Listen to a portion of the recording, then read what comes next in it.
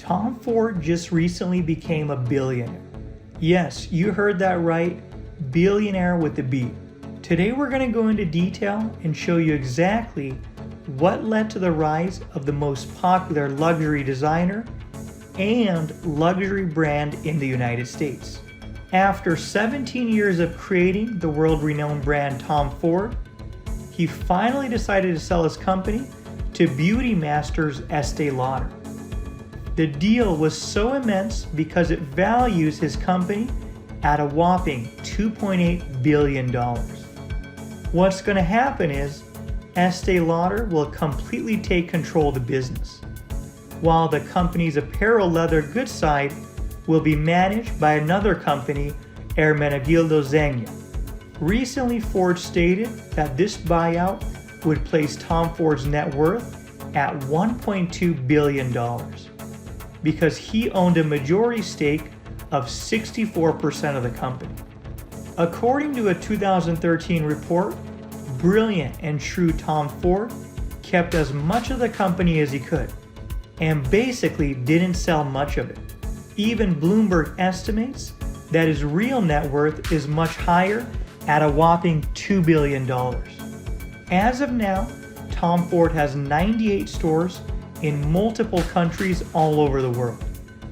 These include China, Italy, Japan, UAE, Russia, Switzerland, and obviously the United States.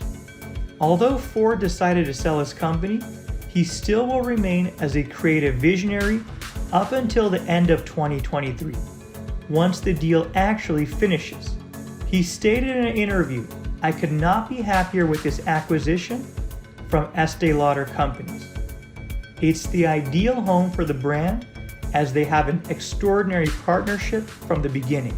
Till the day of creation, my company and I am thrilled to see them become the luxury stewards in the next chapter of the Tom Ford brand." Many don't know this, but Tom Ford was born in Austin, Texas in 1961, and he later moved to New York to study art history at NYU. Slowly, he moved on to Parsons School of Design and studied architecture in both New York and Paris. While in Paris, he worked for the brand Chloe. And this is what led to the spark inside of him, creating the never-ending desire to become a fashion icon.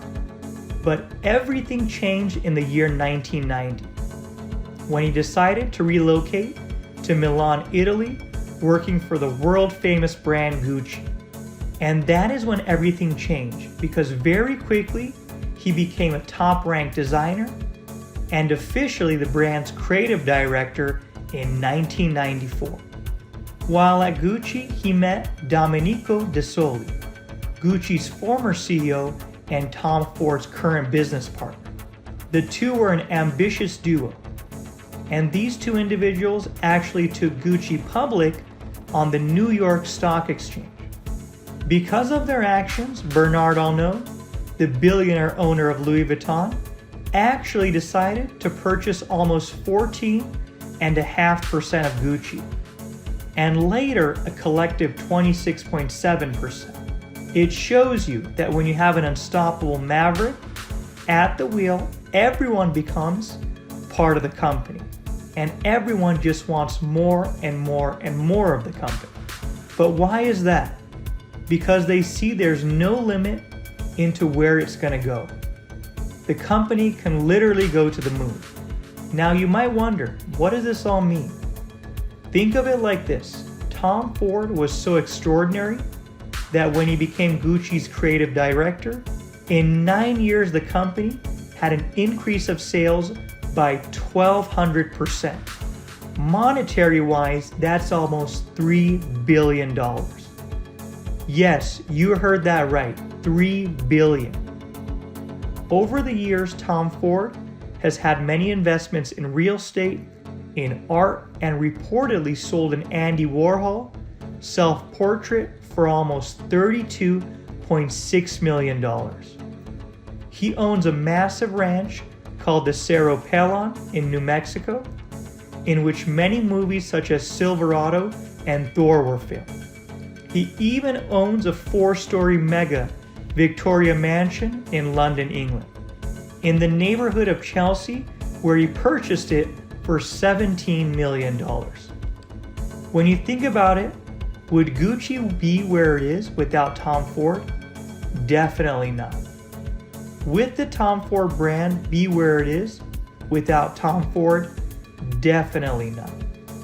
We can now see that companies aren't built and taken to the sky by their products or their game plan, but they are built by people. And people so powerful and moving, such as Steve Jobs, the Jeff Bezos of the world, and the Tom Fords of the world.